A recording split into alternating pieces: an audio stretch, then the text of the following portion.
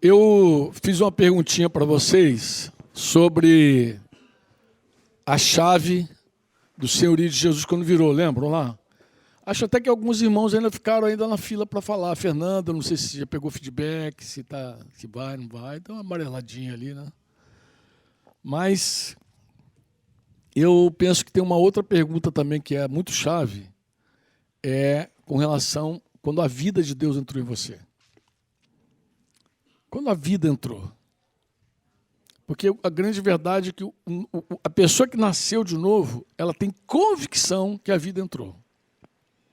Quando a pessoa não tem noção de que a vida entrou, de que ela estava morta e ela reviveu, aí você pode até questionar o novo nascimento dela. Poxa, você nasceu de novo realmente, se você não sabe que a vida entrou. Porque a vida fala de comunhão, né? Morte fala de separação. O que é morte? Morte é estar separado. Quando a Bíblia fala de que a fé sem obra, ela é uma fé morta, o exemplo que Tiago dá é um corpo sem espírito. O corpo caiu, o espírito se foi, está morto. Separou. O espírito deixou o corpo, a alma apagou. Deixou de ser alma vivente. Apagou a alma. Está inconsciente, morto. Está separado, né?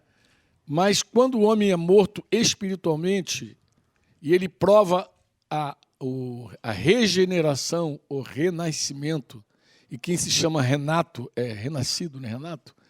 Você renasceu, Renata, renascida, você nasceu novamente, você percebe que teu espírito ganhou vida. Algo acendeu dentro de você, né? Eu me recordo claramente do dia em que, de verdade, Jesus entrou na minha vida. E para mim foi um sinal assim, muito tranquilo, claro, nítido. Por quê? Porque eu estava acostumado com noites de festa, noites alegres, noites de bebida, e com manhãs tristes. Minha vida sempre foi marcada por noite de festa, manhã tristes. Sempre foi isso. Por quê? Porque era festa em busca da alegria. Não é festa porque está alegre. É festa para ver se fica alegre. Muita música, muito samba, muita bebida, buscando o quê? Alegria. Mas o final disso é o quê? Gasta um dinheiro que não podia gastar, né? É só prejuízo, né? O final é só coisa ruim. Mas no dia seguinte você acorda sem o efeito da mardita, né? E você acorda e está tudo ali diante de você ali. A besteira que você fez quando você lembra, né? Que tinha dia até que eu nem lembrava, mas as besteiras quando eu me lembrava era pior. Pô, cara, eu fiz isso, que coisa horrível. Então, eu me lembrava das besteiras, do dinheiro que eu não devia ter gastado, das coisas erradas que eu fiz. Em suma, queria morrer. De manhã era horrível. Sem contar a ressaca. Sem contar que o fígado estava na boca, né? Tá, gosto de fel, aquela coisa horrível. Sem contar a desgraça toda, né? Sem contar. E era tão forte que algumas vezes eu acordava bebendo, para emendar, para não ter esse efeito.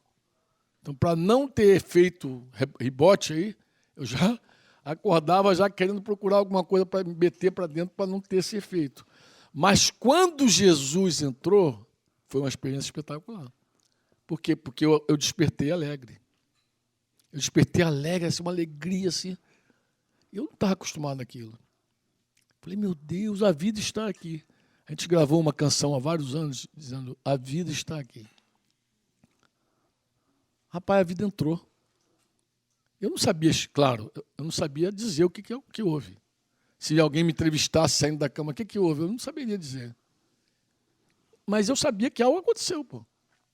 Eu falei, algo aconteceu e foi dentro de mim, não foi fora de mim, foi dentro de mim, pô. Eu estava aceso, eu estava alegre, eu estava sem efeito de nada, mas feliz inexplicavelmente, aceso. Esse dia eu sei que foi o dia que eu renasci, que a vida entrou. A minha separação de Deus acabou. A minha inimizade com Deus acabou. Minha guerra com Deus, nesse sentido, acabou. Agora, Jesus me fez amigo, me reconciliou com o Pai, e eu vi que tinha vida. Você tem a tua experiência também. Uma das perguntas também legais é você, que pode reacender você, é isso aí. E quando você fala de Jesus para as pessoas, é sempre bom lembrar este dia. Outra coisa que é bom lembrar também em tua história é quando você tem que julgar alguma coisa. Quando você está diante de uma situação crítica, do erro de alguém. Porque lembrar como você era perverso também te enche de misericórdia. Entendeu? Lembrar do poço que Jesus tirou também te enche de misericórdia. Tem gente que esquece que era miserável e se acha melhor que os outros e julga sem nenhuma piedade, nenhuma misericórdia as causas, as pessoas. Mas o bom é sempre lembrar o buraco, a lama, para você estar sempre cheio de misericórdia também e ver que Deus é cheio de misericórdia. Você diz amém ou não amém?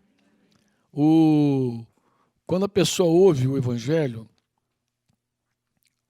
ouve a notícia de que Jesus Cristo morreu, encarnou, viveu uma vida sem pecado.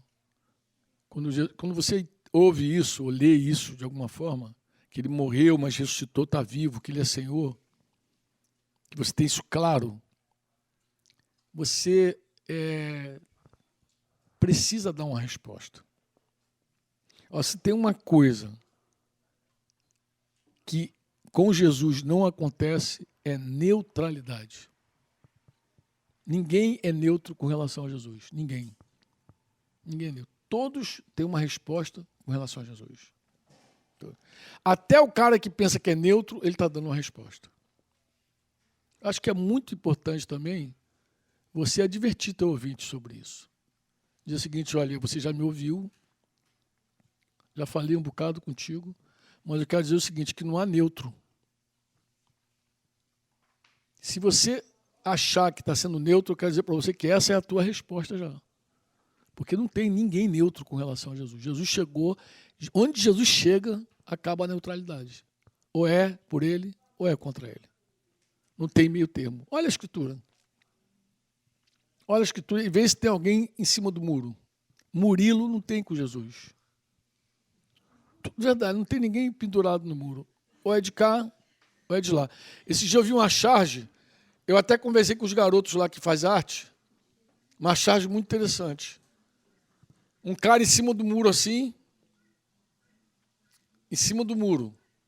O diabo de um lado, Jesus do outro lado, e ele em cima do muro sentado. O diabo de um lado, Jesus do outro, em cima do muro. E aí o cara olha para o diabo e fala assim para o diabo assim, tu não vai me chamar para o teu lado, não? Perguntou para o diabo. Aí o diabo falou assim, não, o muro é meu.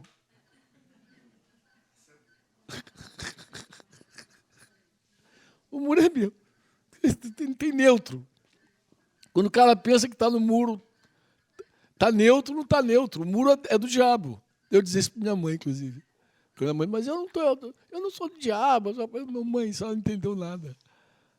Para desagradar a Deus é muito simples. Entendeu?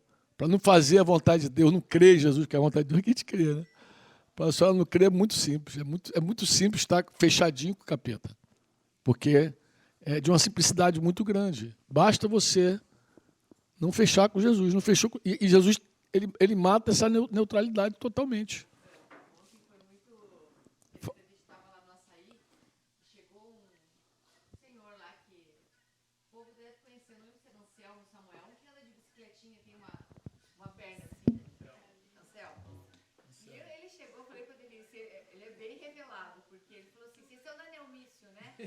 A neumícia é muito verdadeira. E ele estava assim, eu não consigo andar com eles porque eu não consigo fazer as coisas certas. Eu vi ele assim, posicionado, porque ele não quer.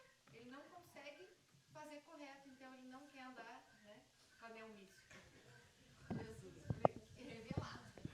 revelado. Coitado. Mas ele pode um dia chegar à conclusão de que para acertar não depende dele, depende do Espírito Santo. Que é uma grande desgraça, é o cara pensar que depende dele acertar, né? Mas vamos nós. Quando a mensagem chega, não tem neutro. Não tem ninguém em cima do muro. Não dá. O muro é dele, né? O muro é do lado de lá. O muro é do lado de lá. Então, o que as pessoas precisam fazer com relação à mensagem? Eu acho que também é legal a gente orar por isso e orientar as pessoas a se posicionarem. Por exemplo, ele está aqui com o José ali, me olhando sério ali. Desde que a gente se conheceu, que a gente fala para ele de Jesus. Né? Falamos com a esposinha dele também, mas ela já ouviu de Jesus, segundo ela já tem mais entendimento, até saiu caminhar com uma igreja, uma comunidade aqui local. Mas nós esperamos uma posição dele, sim. Porque todo mundo tem que ter uma posição. Como eu falei, em cima do muro também é uma posição, e é uma posição contrária a Jesus, não é a favor. Né? Quando você ouve a mensagem, né? Porque a coisa é bem objetiva. Né? Eu vou dar um exemplo para você. Se você tivesse que informar que amanhã que já é amanhã 20, é 20 amanhã? Ou 20? 20. Amanhã, dia 20 de janeiro de 2023, vai cair uma bomba sobre a cidade de Porto da Folha. Então, você tem essa informação privilegiada, vai cair uma bomba. Como é que você informaria isso? Como é que você diria isso aí? Ó, vai cair uma bomba sobre Porto da Folha. Claro, se você chegar hoje lá e começar a falar que vai cair uma bomba, alguém vai achar que você é maluco. Concorda comigo? Sim ou não? Sim ou não? Ah, esse cara não está falando sério, não. Não é possível. Mas quando tu vai lá em Gênesis, capítulo 19, versículo 14, tem uma história muito interessante de um homem que recebeu uma notícia, espírito do céu. Quem lembra de Ló? Quem lembra de Ló? Ló recebeu uma informação privilegiada do céu, né? Ó, eu vou destruir tudo, toda essa cidade. Vou acabar com ela. E o que Ló fez? Ele foi falar principalmente com os que estavam mais perto dele, com os genros, né, aqueles que estavam na casa, né, que queriam casar com as filhas dele, inclusive. O que ele disse para esses caras? Vê lá o versículo 14.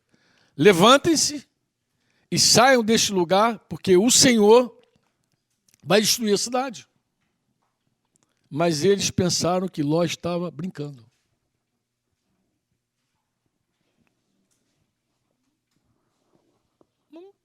Esse cara deve estar maluco. Quando você fala que sem Jesus o cara está perdido, alguém pode achar que você está brincando, tá? Não está falando sério. Olha, se você morrer hoje sem Jesus, está perdido.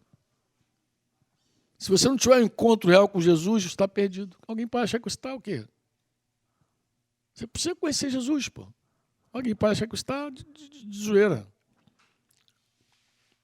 Amanhã vai ter uma chuva aqui na cidade que não vai alegrar os sertanejos. É uma chuva de pedra, de meteoro. Porque chuva com água, todo mundo fica alegre, né? Aqui no sertão, assim, o céu está preto, o pessoal diz que está lindo. Lá no sudeste, lá no sul, lá em Curitiba, quando o céu fica escuro, o pessoal, o céu está feio, meu Deus. Aqui não, o céu é lindo. O céu está lindo, ficou negro, está lindo.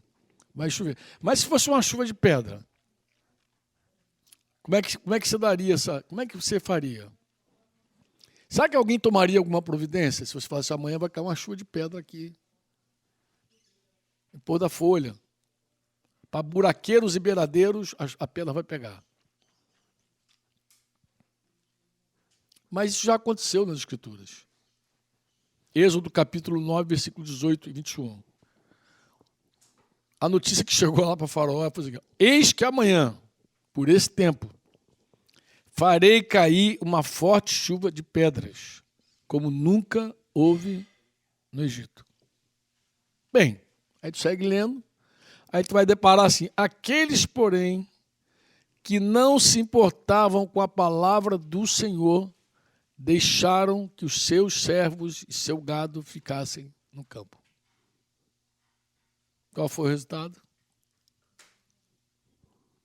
Mas imagina alguém dar uma notícia dessa, vai cair pedra. O cara, isso não vai acontecer nunca. Talvez você não saiba. O faraó era tido como um deus. Ele era tido como filho, ou Deus Sol, Ra, né?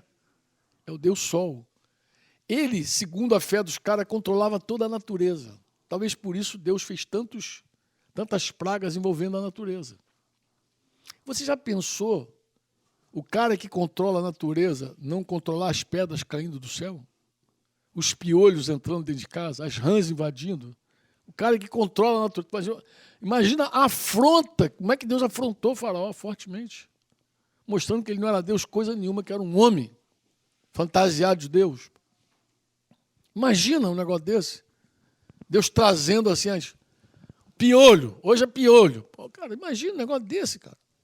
O cara não tem controle sobre os piolhos. Não tem controle, cara. Mas ele era o cara que tinha que controlar tudo, pô. Mas disse que aqueles que não se importavam com a palavra do Senhor, fizeram nada. Aí você vai lá e anuncia, olha, Jesus Cristo é o Senhor, você precisa se arrepender e crer. Entrega a tua vida ao Senhor enquanto você pode, enquanto você está vivo. E a pessoa pode não se importar com isso. Eu ouvi essa mensagem algumas vezes e não dei bola. Talvez um cara criado dentro da igreja não dê bola para essa notícia. Talvez tenha um monte de gente brincando de crente, porque eu acho que não leva a sério esse negócio. Esse negócio não é sério, não. Esse negócio não é sério, não.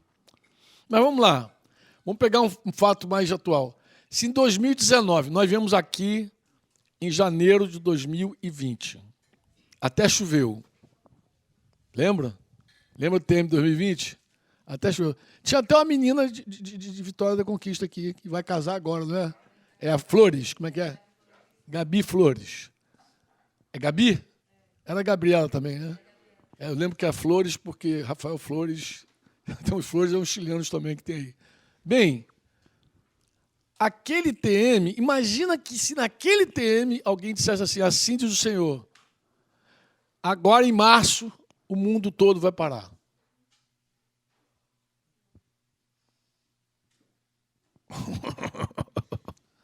Ó, quem está planejando viagem, comprar, não faz nada não, porque vai dar ruim. Hein?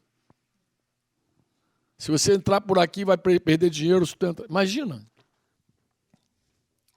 Se alguém falasse em 2020, eu não estou nem falando 19, 2020, já tinha lá na China gente doente. Talvez tivesse até gente no Brasil também, ninguém dava conta de nada. Mas já tinha gente na China doente. 2019, já tinha.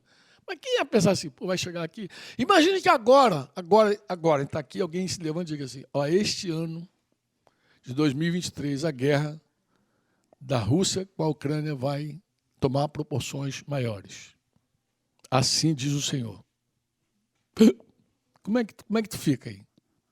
Pô, será que esse negócio é sério? Olha, preste atenção. A guerra, talvez até alguém tema mais, porque o negócio está se alongando mesmo. O tempo está se alongando. O Covid não. O Covid, alguém diria assim, é mais um resfriado. Inclusive, teve até aquele Drauzio Varela, que é um cara forte da Globo, que disse que era mais um resfriado. É mais um aí que vai vir aí. Não se preocupa não, gente. Não se preocupa não. Quase morreu, ele inclusive quase morreu também, com Covid.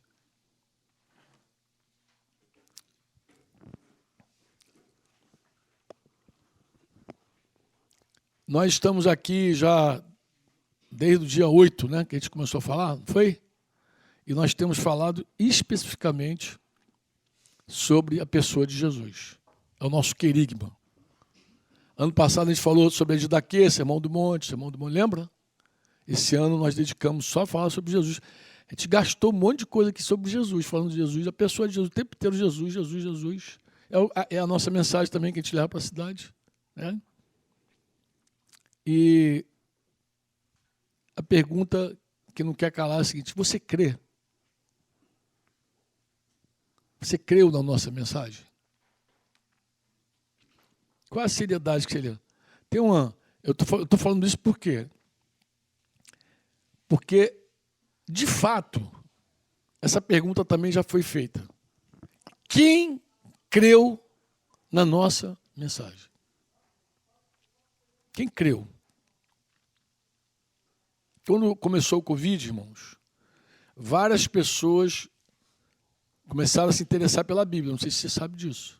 Começaram a comprar a Bíblia, ler Bíblia. Estava morando em Curitiba, peguei Covid lá em Cascavel, lá no Paraná, com o Tilce, com o Denise, com o Kevin, Rebeca, não sei se estava também naquele Covid lá. Encontro lá de solteiros lá com a igreja de Cascavel, aquela turma de Jamê. E lá nós pegamos Covid.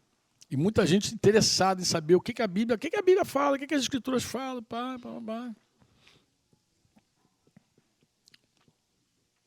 Eu creio, amados, que em Jesus nós encontramos mais do que respostas. Tem gente que acha que a Bíblia vai responder tudo. A Bíblia não vai responder tudo. Deuteronômio 29, já te deixo uma dica. Ela não responde tudo. Deus não propõe responder tudo. Deus não tem esse compromisso conosco de responder todas as nossas dúvidas. Não tem esse compromisso. Mas em Cristo, na pessoa de Jesus, irmãos, nós alcançamos mais do que respostas. Vocês podem ter certeza para isso. Nele nós encontramos mais do que respostas, mais do que solucionar nossas questões, nós encontramos nele vida. Vida. E vida eterna. Você diz amém ou não? Em Jesus nós temos caminho. Porque ele é o caminho. Em Jesus nós temos vida. Em Cristo nós temos a verdade. Porque a verdade não é um conceito, é uma pessoa. É a pessoa de Jesus. Então, quando você encontra Jesus de verdade, você tem caminho, verdade e vida. Com ou sem respostas para todas as questões que você tem. Não importa. Deus não prometeu te dar todas as respostas, mas prometeu te dar caminho para andar. Vida para viver. Amém? Verdade para crer. Anda. Vive. Creia. Quem creu na nossa pregação? Quem creu na nossa pregação? Quando Deus usou profetas para advertir Israel, em várias ocasiões, né? Acho que a única exceção é Nínive. Que Jonas chegou lá sem nenhuma vontade de pregar, falou que a cidade seria destruída em 40 dias e todos creram, se arrependeram e Deus mudou o juízo sobre Nínive. Mas, em geral, o que Deus falou, irmãos, as pessoas não ouviram. Israel, então, por anos, a mesma repreensão não dava ouvidos. Não dava ouvidos. As pessoas não ouviam. Hebreus 11:7. Pela fé, Noé, divinamente instruído a respeito de acontecimentos que ainda não se viam. Porque nós chegamos aqui também falando de acontecimentos que virão. Alguém aqui duvida que Jesus voltará? Que ele vai julgar esse mundo? Não, você pode até não crer, mas eu creio. Que ele virá e ele vai julgar. Talvez nem dê bola para isso, mas ele vai fazer. E Noé sabia também de uma coisa. Noé sabia que aquela geração dele toda ia ser destruída. E ele, divinamente instruído a respeito dos acontecimentos que ainda não se viam, e sendo temente a Deus, construiu uma arca para a salvação de sua família. Assim ele condenou o mundo e se tornou herdeiro da justiça que vem da fé. A lista é grande, eu podia falar de Faraó. Vocês concordam comigo? Dos oficiais de Faraó, que foram na dele. Faraó e seus oficiais. Os genros de Ló, como eu citei aqui. É gente que... Mas não importa, nem o genro de Ló, nem Faraó, e nem a mulher. O que importa é você. Como é que está você? Você crê de verdade? Você crê de fato? Porque quando você crê de fato, a tua vida é orientada por essa verdade que você crê. Tudo é orientado por isso. Você conhece cristãos que levam a vida e gente séria. Em geral, os mais sérios é porque eles creem de verdade no que a Bíblia diz. Eles não estão brincando. Não estão brincando de crente. E quando você crê, isso aparece na vida. Aparece na tua vida. Você diz amém ou não amém? Oh, meu Deus do céu. Sim ou não? Eu acho que isso aí vale a pena dizer isso. Vamos ler Isaías? Eu acho que eu vou ler quase tudo aqui. Vamos ler, vou pular, vou ler. Oi? Isaías 52:13, porque Isaías também faz a pergunta. Quer acabar aqui e não ler? Então vou deixar para você ler depois, ou eu volto depois e leio. No outro momento. Não, eu posso dar uma pausa ainda e voltar. A comida ainda vai demorar mais um pouquinho. Nem que a gente volte 10 minutos falando. Mas deixa eu fazer uma pergunta aqui de Isaías aqui. Isaías faz essa pergunta, né? Isaías é aquele profeta que fala do nascimento de Jesus, da vida de Jesus, da morte de Jesus. Isaías fala tudo sobre Jesus. Lembra que eu citei uma judia, uma irmã, que quando ela se converteu, ela ficou impressionada com Isaías. Ela falou, meu Deus, eu li a vida inteira Isaías. Como é tão claro que ele está falando de Jesus, Franco. Como é isso? Como é que eu não vi Jesus aqui? Eu falei, simples. Quem revela é o Espírito Santo, não é a tua cabeça que revela. É o Espírito de Deus, pô. Que ela estava impactada de ver Jesus por meio aqui da Escritura. Viu Jesus em Isaías, meu Deus, ele está aqui claramente. Mas Isaías também faz a pergunta, quem creu em nossa pregação? Quem creu em nossa mensagem? Quem é que creu? Essa é a pergunta. Vamos para o nosso intervalinho.